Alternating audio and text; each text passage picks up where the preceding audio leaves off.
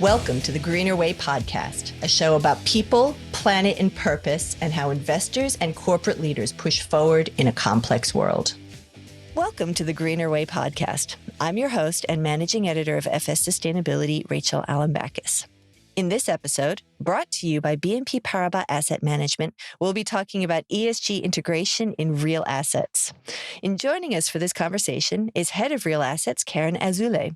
Karen, can you please introduce yourself and your role with BNP Paribas Asset Management? Hi, Rachel. Thanks for having me today. So as Head of Real Assets within the BNP Paribas Private Asset Business Unit, I lead a division composed of teams dedicated to infrastructure and real estate debt. So these two strategies were created in 2017, and they are covering both senior and junior debt through funds and dedicated mandates. So Private Asset is a platform of around 150 people managing more than 35 billion of AUM and advisory. And the Real Asset division is one of the four pillars of direct investment alongside the third-party offering for indirect investment, basically. Okay. So on my side, I have more than 20 years background in infrastructure, so with a mix of banking, origination, and asset management. Fantastic. It sounds like you have a real depth and passion for the infrastructure section. Karen, I know that ESG integration is one of BNP Paribas Asset Management's four pillars of sustainable investment. What does that mean, and how do you apply ESG integration to the infrastructure sector in particular? So yes, indeed, BNP Paribas Asset Management released its first global sustainability strategy in 2019, and we are releasing another update this year. So as you rightly point out, ESG integration is really one of the six pillars of the GSS, and we do absolutely apply this to the infrastructure sector. So taking maybe a step back on what is infrastructure, so it really consists in financing essential assets or services that benefit from high barriers to entry, regulated tariff, and a strong contractual framework. So for these reasons, the asset class has proven to be resilient through credit cycles and offers an attractive risk-return profile with what is very interesting in current market environment, inflation-linked features. And last but not least, it's an ESG-friendly asset class by nature, as the sectors covered are largely linked to energy transition. So whether it is renewable energy or clean mobility, with electric vehicle charging platforms or rail electrification, for instance. Now, maybe how do we apply ESG integration in our strategy? So we have, since the launch of the strategies, a very strong ESG DNA, thanks to our 30 people strong sustainability center. And our funds are categorized either Article 8 or 9, according to the SFDR. So first, the Sustainability Center provides an ESG analysis for all transactions. And by the way, they have a veto right as well in investment committee. And this ESG analysis is complemented by an impact assessment provided by an independent consultant with four pillars. So the induced emissions, the avoided emissions, the net environmental contribution, and the alignment with the 2-degree objective of the Paris Agreement. So for the climate impact strategy, we are going a step further with 100% of the assets being sustainable investment and with a target in terms of net environmental contribution. Oh, so that's really interesting, Karen, to understand that, from a broad base, there's a broad integration of ESG risks considerations, and then a further refinement of the strategy to have 100% climate impact. That's a really interesting feature and escalation of consideration. Indeed. And maybe I can explain as well how we source and originate those transactions. Oh, yeah, absolutely. We'd love to hear more about that. So we identify basically climate impact opportunities through our extensive sourcing capabilities, which is really essential for this type of illiquid asset class and for effective relative value analysis. And this is achieved through our direct origination network. As in the team, we have established relationships and working practices with financial sponsors, banking players and advisors. And on top of that, we benefit from a privileged access to BNP Paribas Group, which is a top-tier player in infrastructure debt, and in particular, the Low Carbon Transition Group, which is a team of more than 200 people that is fully focused on originating low-carbon assets. So really thanks to this strong origination capacity and proprietary pipeline provided by BNP Paribas Group, which is really differentiating for us. We are now managing approximately 4 billion euros in the real estate division. That's fantastic. So is it possible to see real-world impact through an infrastructure investment strategy, Karen? Yes, sure. And we are really convinced we can align infrastructure investment strategy with ESG and impact considerations.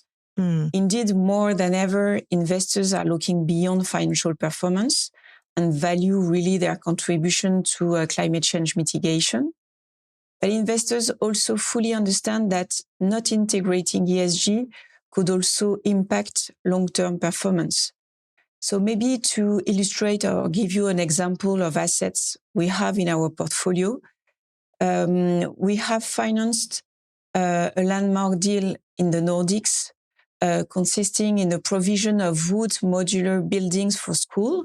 And specifically, this transaction offers Finnish communities a seemingly revolutionary solution to the challenge of replacing or expanding aging education facilities without knowing whether they will be needed in the long term.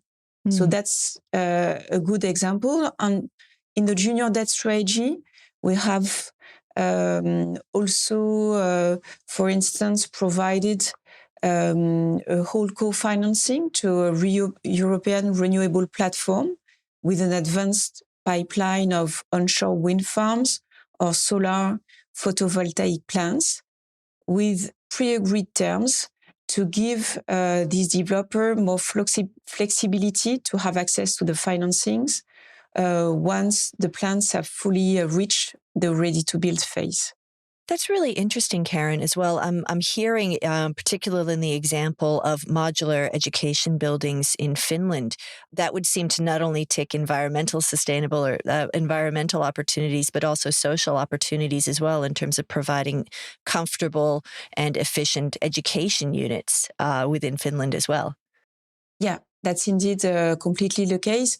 For infrastructure, we are usually more focused on the environmental part of ESG, but the social part is as well very important for us, especially in what we call social infrastructure. And this deal is indeed a good example. So, Karen, I'm really interested, particularly in this concept of transition and investing in infrastructure companies that are in a position of transition. Is this why ESG integration can be so important for you and your analysts in terms of finding the assets that are transitioning from brown to green? Yes, indeed, Rachel. Basically, it's very important to have in mind that when investing through Article 9 funds, we are financing assets that have already transitioned. So they are considered already as aligned with the European taxonomy. But it's true that there are still assets that are transitioning, and we can tackle them and we can finance them in funds that are Article 8 funds.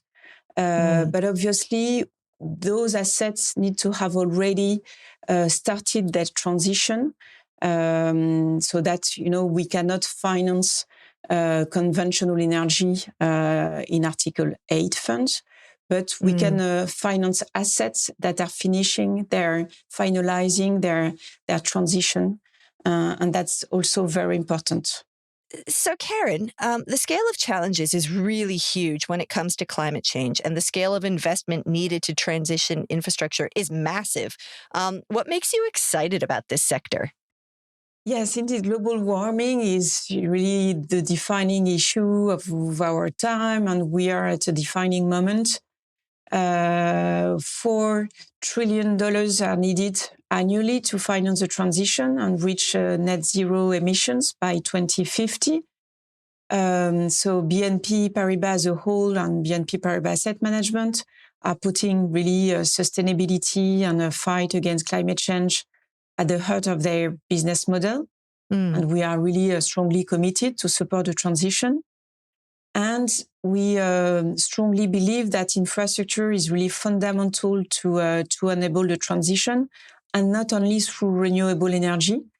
And what is very interesting is that we are seeing a wide range of opportunities related to first to decarbonisation of existing infrastructure. So that's the case for electric vehicle charging platforms, for instance, or recycling as well. But we are also seeing new interesting developments, such as battery storage, that are sometimes coupled with renewable energy. We are seeing as well biogas or methanization projects at the back of gas supply security in Europe. We gigafactories as well to supply the booming electric vehicle market. And I may mention as well green hydrogen, obviously, and carbon capture, which look also very promising with a huge capex needed. And maybe last but not least, natural capital such as forestry is also a new frontier for real assets. And we expect development in this field. And interesting to say that very recently, BNP Paribas Asset Management announced the acquisition of the majority of a sustainable forestry company, International Woodland Corporation. So this is definitely an area of interest. So yes, there are challenges and the financing needs are massive, but it's really very exciting to invest in such evolving environment in our scope. Fantastic. Well, we've been talking with Karen Azoulay. This episode was brought to you by BNP Paribas Asset Management. I'm Rachel Allenbachis, Managing Editor of FS Sustainability. Thank you for listening.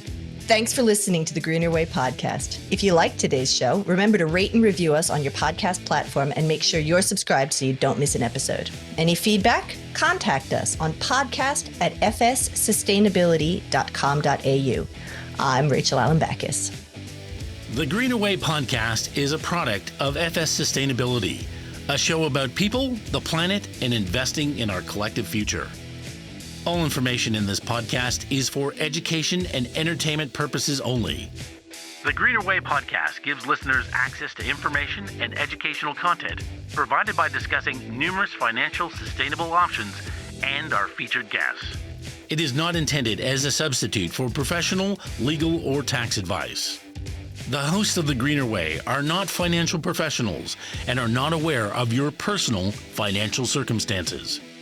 FS Sustainability operates under an Australian Financial Service License and the exemption made available under the Corporations Act 2001 in respect to any information or advice given.